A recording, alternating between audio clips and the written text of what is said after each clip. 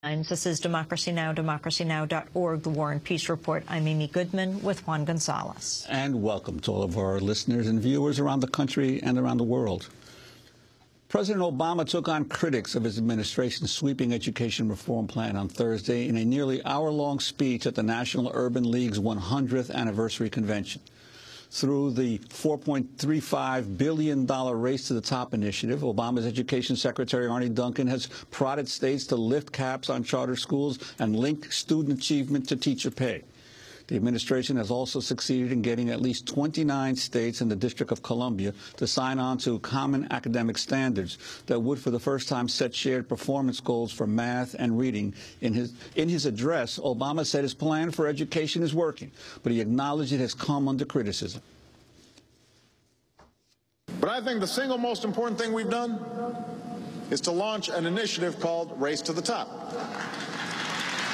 We said to states, if you are committed to outstanding teaching, to successful schools, to higher standards, to better assessments, if you're committed to excellence for all children, you will be eligible for a grant to help you attain that goal.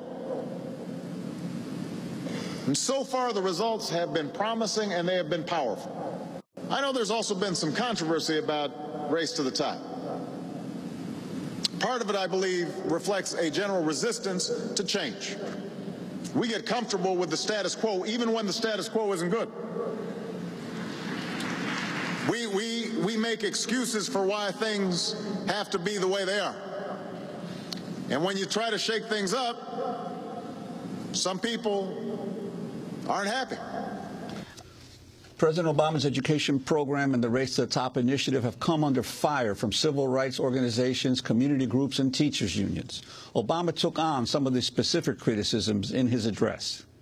Even as we applaud teachers for their hard work, we've got to make sure that we're seeing results in the classroom.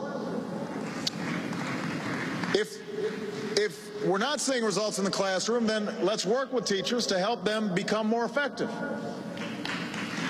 If that doesn't work, let's find the right teacher for that classroom. So for anyone who wants to use Race to the Top to blame or punish teachers, you're missing the point. Our goal isn't to fire or admonish teachers. Our goal is accountability. It's to provide teachers with the support they need to be as effective as they can be and to create a better environment for teachers and students alike. Now, so far, about 30 states have come together to embrace and develop common standards, high standards. More states are expected to do so in the coming weeks. And by the way, this is different from No Child Left Behind, because what that did was it gave the states the wrong incentives. A bunch of states watered down their standards so that school districts wouldn't be penalized when their students fell short. And what's happened now is at least 2 states, Illinois and Oklahoma, that lowered standards in response to No Child Left Behind, are now raising those standards back up, partly in response to Race to the Top. And part of making sure our young people meet these high standards is designing tests that accurately measure whether they are learning. Obama's speech came on the heels of news that New York public school students are not performing nearly as well as prior state tests had revealed. For more than half of public school students in New York City failed their English exams last year. Last year's test had claimed more than 2/3 were passing. For more, we're joined here in New York by Leonie Haimson, a public school parent and executive director of Class Size Matters. And joining us on the phone from Long Island is Diane Ravitch, a professor of education at NYU, New York University, and senior fellow at the Brookings Institution. She's the former Assistant Secretary of Education under President George H.W. Bush. Her latest book is The Death and Life of the Great American School System. Let's begin with you, Diane Ravitch. Your response to President Obama's major address yesterday on education. Well, I think that what happened in New York City shows that the direction he's taking is wrong, because everything he is proposing in Race to the Top and also in his blueprint will rely on exactly the kinds of methods that led to a massive fraud in New York State. That is that Race to the Top is requiring states to judge teachers by the student test scores, and we now know, based on this immense fraud in the city and in the state of New York, that the test scores are not reliable. So teachers will be judged by unreliable data, and we're going to dismantle the teaching profession in pursuit of this mechanical fix that won't work. Well, Diane Ravitch, one of the reasons President Obama gave that particular speech was that he's coming under increasing fire even from civil rights organizations who are questioning not only the emphasis on testing, but the push for more and more charter schools, regardless of the quality of those schools. And your sense of how the ground is shifting around the country among parent groups, among civil rights groups, around the whole issue of school reform.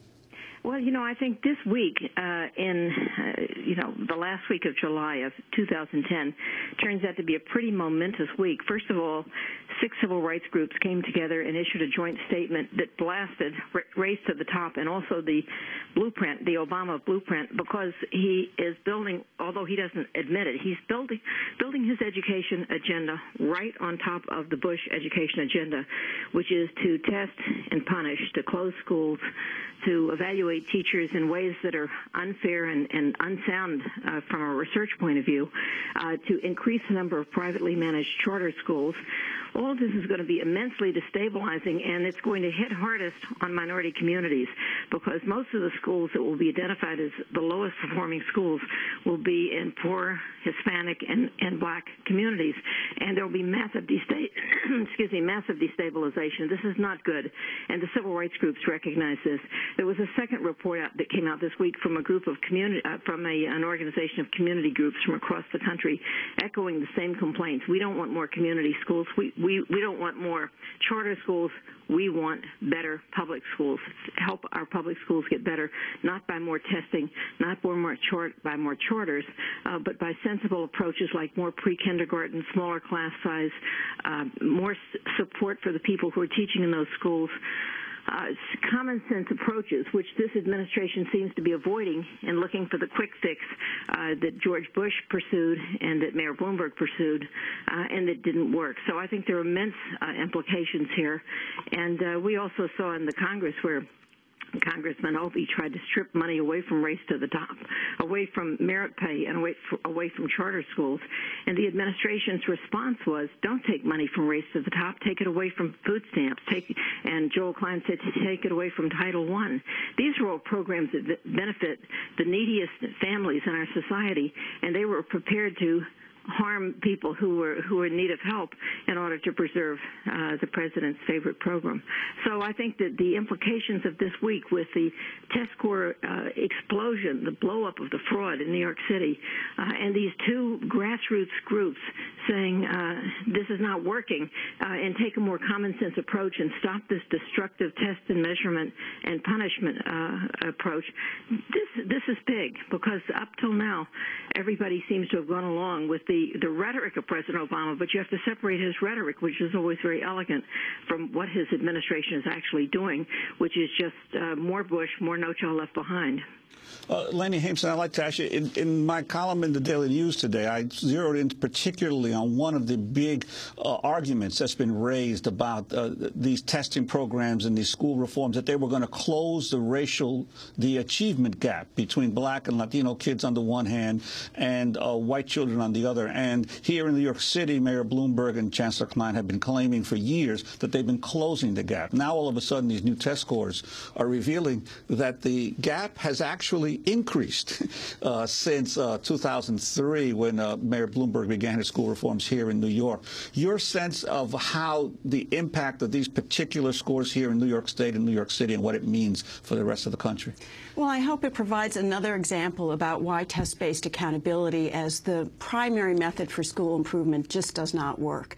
When you put all this pressure on testing without giving students the tools and the teachers the tools to learn more, all you do is put pressure on schools and elected officials to game the system. And so for over, the last 5 years or so, we've all known that the state tests have gotten far easier and that the scoring has gotten far easier and that you could actually just randomly answer questions and pass. And, we've been making that clear, and yet there hasn't been any political will to do about it until now, because the state officials and the city officials and the principals and the parents all want to believe that our schools are getting better, even in the face of tremendous evidence that they aren't. So the same sort of policies, as Diane says, that have been predominant in New York City for the past 8 years are the same sort of policies that Obama wants to now impose nationwide. They simply do not work, and they lead to very devastating impacts, especially on our highest need students, who tend to be in the schools that are going to be closed, transformed, or turned into charter schools. One of the schools there are over 1,000 schools on the list nationwide that they want to either close or fire half the teaching staff or turn over to a charter school is the Hawaiian School for the Blind and the Deaf. Where are those kids going to go? If you fire half their teaching staff, where are they going to be able to recruit trained people in terms of being able to reach deaf and blind